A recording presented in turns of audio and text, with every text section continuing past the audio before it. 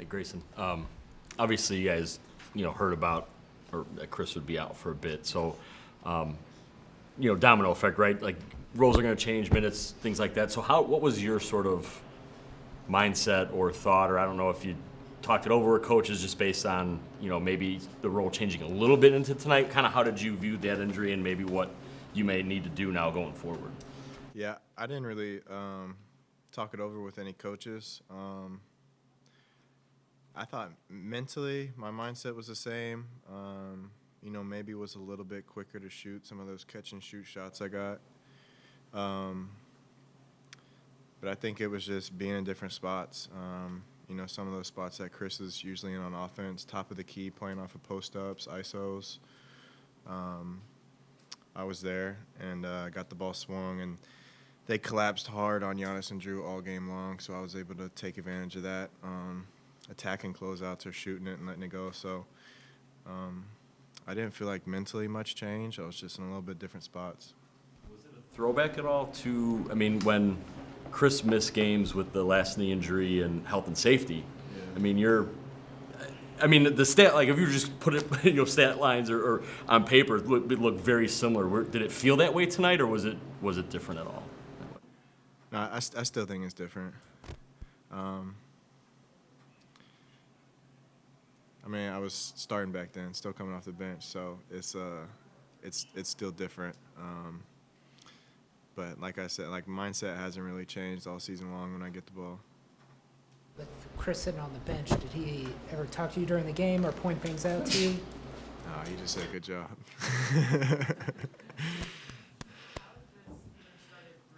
From the three-point line, how does getting a rhythm early then propel you for the entire performance that you had, do you think?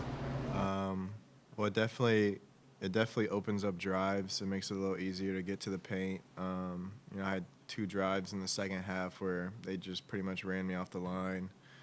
One in the first half in transition where their pickup point was a little bit higher, so I was able to drive and attack that. So really, when you're knocking down shots, everyone have to respect the jump shot at that point, especially after you make 3. So makes driving and getting the paint touch a lot easier. And Coach Bud today was I'm summarizing here, but he's I don't think people realize that Grayson, can get into the paint when he wants to. How much are you always looking for that, but, you're also reading the defense at the same time? Yeah, it's a balance that I constantly think about and watch film in my head. Just because I don't want to feel like I'm settling for threes, but then again, if Giannis collapses and gets a crowd, even if you have a closeout, it's kind of a shot that you have to take to make the defense respect both. So it's finding a comfortable rhythm. It's something that the longer I'm here in Milwaukee, the more I'll get used to it and feeling it out. But you have to be able to hunt threes and at the same time attack that closeout and get to the paint, being a playmaker on the backside. And I know I can do a little bit of both, so it's about keeping a good balance. What does hunting a 3 in the high quad look like for you? What's Say hunting? Yeah, and you just said I'm hunting 3s. So what in your mind is that spacing a little bit? Is that vision for Giannis or for Drew or whatever it might be?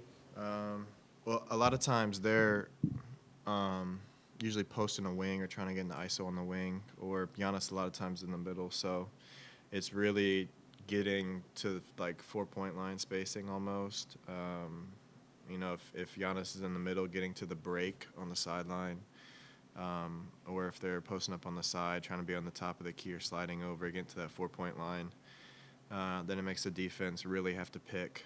They can't play in the middle because either Giannis is going to drive or I'm going to shoot a 3. You're giving both things up. So trying to create as much distance so that defender has to really make a decision, can't play in between. I know Giannis will say, you can see the help defender take one extra step, and then I know I can throw it as the guy that's going to catch the pass. Can you tell when they've leaned, just a little bit too far? Yeah, usually people throw all different looks at Giannis. They come right on the pass. They come after a few dribbles. They come right when he makes a spin move to the basket. It's all different sorts of timing to try to mess him up. So as a shooter, you just kind of have to watch your guy and constantly making that little adjustment of sliding over and Giannis, Drew, whoever it is, the best passing angle. Mentioned, the effort defensively tonight, and one of the things he said was, Grayson made a bunch of winning plays defensively as well. When you're going to get a bigger role, when you're going to play more minutes, how much is that defensive end of the ball kind of on your mind? A lot. I mean, it's really important, especially come playoff time. But I think, making plays on the defensive end for me helps me get into a rhythm on the offensive end. So selfishly, I want to make plays on the defensive end for myself, but also for our team defense. I mean, our 4 guys who weren't guarding the ball were extremely active tonight.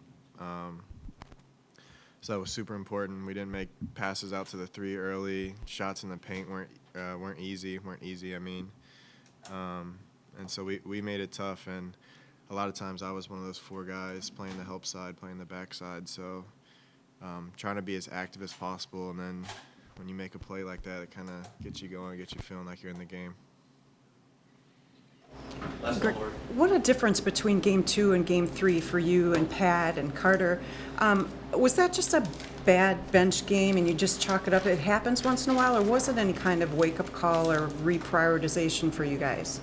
I think it happens. We missed some open looks, open shots. I think it's just one of those things. And the great thing is, even after, I hadn't hit a 3 in the series yet, Pat had missed a couple. Like, Giannis and Drew were still throwing it to us, and me and Pat got up 14 combined. So they still trust in us, so that gives us that confidence. And we know they'll eventually go in. You can't go 0 for every game.